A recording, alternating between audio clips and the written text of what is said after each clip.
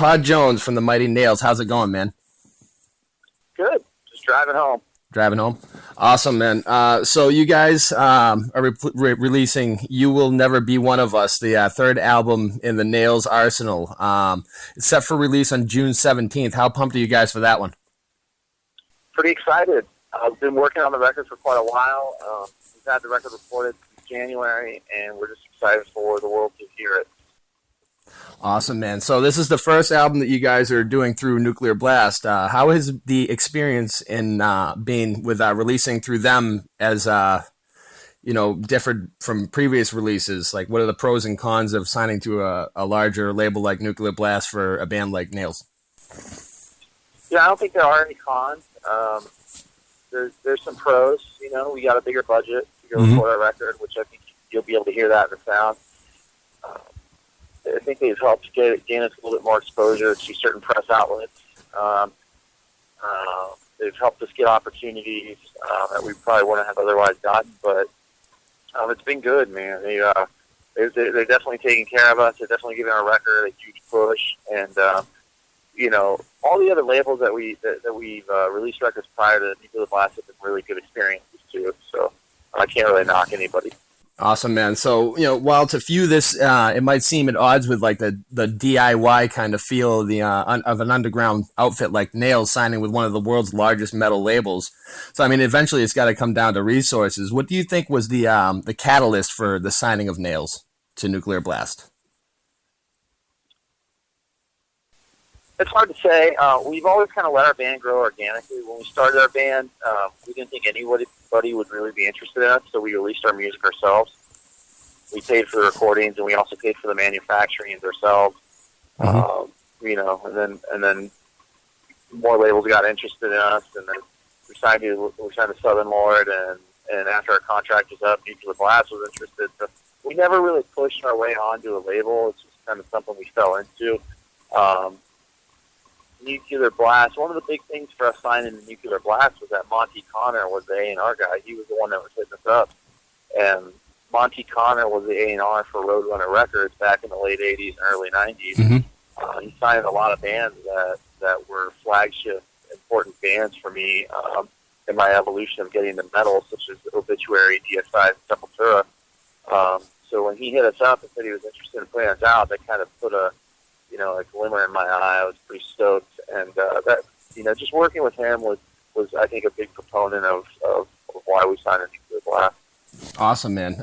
Okay, so the album title, "You Will Never Be One of Us," it definitely fits the sound of the record. It gives an almost inaccessible feel to the energy surrounding the album, which could be considered by some to have a really unfriendly feel to it. Is that something that you guys have done on purpose, or is it just a byproduct of producing such violent music? It's just a byproduct of the music we make. I mean, we were going to make this record no matter what label it was on, even if we would have put it out ourselves, this is the record we would have done. So, just the fact that we put it on Nuclear Blast doesn't really mean anything. And when they hit us up, they told us that they didn't necessarily want us to change anything. They just wanted us to be us. So that's what we did. We just were ourselves, and this is the record that came out at the time. And it is a little bit of an uncomfortable title, but I think that anybody who looks into the meaning of the title will understand it. Not only understand it, but would probably be able to relate with it. It's about people who kind of impose on what you love doing and try to ruin it as opposed to help it grow and help flourish it. Absolutely, man. So let's talk about the album length. In the power violence grindcore kind of style that you guys have sort of fallen into, it's sort of a break in etiquette to write songs longer than around a minute or so. You guys not only have a 3.5-minute song, but an epic 8-minute sonic assault on this album, which you guys pulled off incredibly. So what possessed you guys to write songs so long in this style, much longer than you guys have in the past anyways? Well, we do have a couple other 3-minute long songs. We also have a 5-minute long song on our last record, but we don't write songs based on a time limit. We just kind of write songs based on what we feel in our gut, and that's why we have a 3-minute long song. It's a mid-tempo song. It's not a fast grinding song like a lot of our other songs. So mid-tempo songs by nature are probably going to be a little bit longer than those types of songs. Um, but yeah, we don't follow any formula. We don't really follow any set of rules. We just kind of write the music that we feel in our gut and feels good to actually play in a room together. Um, that's pretty much it. Awesome, man. That's the best way to be. So, producer Kurt Bellow is probably the best choice in terms of experimenting with sick guitar tones. I've seen the studio episodes, and I can clearly see the amount of time that you both spent on, getting the right sick as fuck guitar tone for the album. How was it working with him? Oh, working with Kurt is great. We've worked with him on 3 records now, and we're very comfortable with him as a person and his personality. Also, as far as him, the professional side of what he does, we really understand what he does, and we're also very comfortable with the physical space in his studio. So when we go record with him, it's pretty easy now. Not like it was hard before, but there's a level of comfort that we have since we've gone back to him so many times. Hmm. Kurt's a scientist. Kurt has definitely been like kind of a silent member of Nails, at least when we go record with him. He definitely helped shape and kind of define our sound that you hear on the records. Yeah, man. So the material, it's hard hitting, not only audibly, but mentally as well. There's a deepness to it. So where do you draw influence for the subject matter on this album and all the Nails material in general? Life experience, really, just what it's like to be a human being, and also what some of my experiences with other human beings have been like. Music-wise, we draw influence from Slayer, Minor Threat, Youth of Today, Napalm Death, Siege, Discharge. Just all a bunch of bands that I've loved since I was a teenager. Absolutely, man.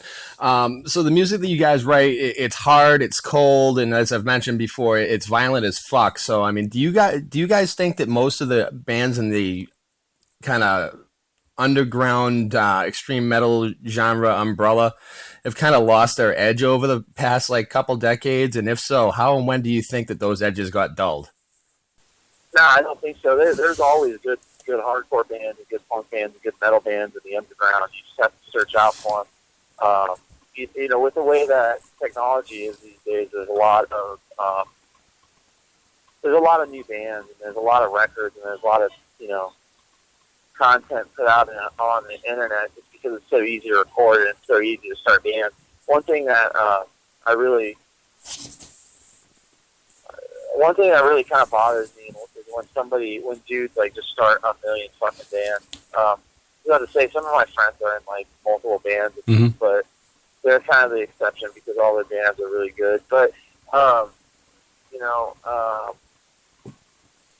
don't think I think there's one. I think throughout time, at any given time, there's always been some really, really, really kick-ass bands. So I can't really say I agree with what you're asking. I hear you, man.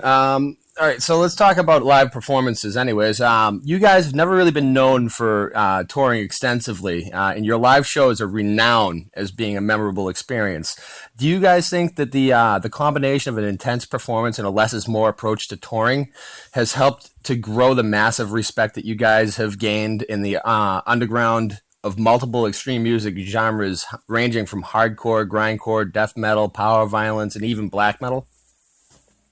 I have no idea, man. I think that our limited time that we tour, it might make people have a little bit more incentive to come see us if we come close to them, or it might give them more incentive to travel to go see us when we play. But as far as like the experience they have at our show, I have no idea. We just get up on stage and we do our thing, and I imagine if we did that 200 or 300 times a year, I mean, it'd probably still be the same as far as the intensity we put into it, but I don't know, man. It's hard to say. I definitely feel like maybe people have a little bit more incentive to actually come out and see us play when we do play. But then again, I also think that if we toured more throughout the year, that we wouldn't really be playing the same places as many times as we're playing now. We'd just be going to more places. So it's kind of hard to say. All right, and so what are the long-term goals for Nails? What is it that you guys would like to achieve through your music over your careers? when we started the band, we had two goals, and those two goals have been the same goals, and pretty much the only goals we've ever had, and that we still have to this day, and that was to make music and to play live, and and that's really all there is to it. We keep our expectations low. Um, we just want to play music and we want to play live, and we just kind of take the band where the wind takes us. It's not like we're not in control of what we do, but we don't force ourselves upon anybody or anything. We're not trying to actively get on certain record labels, or we're not actively trying to get on certain festivals or on certain tours. It's just kind of if people want to come. If people want us to play, they can hit us up, and maybe we'll play with them. Maybe we won't. We're just trying to enjoy ourselves, and really, I feel for any band to have longevity, I think, or at least for us, it's worked out for us. It's a pretty good plan. We don't try to put too much pressure on our shoulders. I will say that one of our goals that we'd like to achieve, or at least I'd like for Nails to achieve, is to just tour Australia this year or on this record. Absolutely, man. I'm sure that they would love to hear you out there. You guys have a big fan base out there. I know that. What do you guys have on the horizon for live performances, festivals, and everything coming up throughout the year? Yeah, so we're going to be playing. We're going to be doing about a week and a half long on the East Coast. We're definitely playing Boston at the Middle East, Mm-hmm. and then in November we're going to be going to Europe. We're playing Ozfest in September. We're playing This Is Hardcore Festival in August, and that's pretty much it. That pretty much concludes our summer and our touring. Awesome, man. So I'd like to thank you so much for taking the time to talk to us. I'd like you to leave me with this one. Can you describe "You Will Never Be One of Us" in just one sentence? Oh man, you're really putting me on the spot. Let's see. How would I describe the record in one sentence? It's better than one word, right?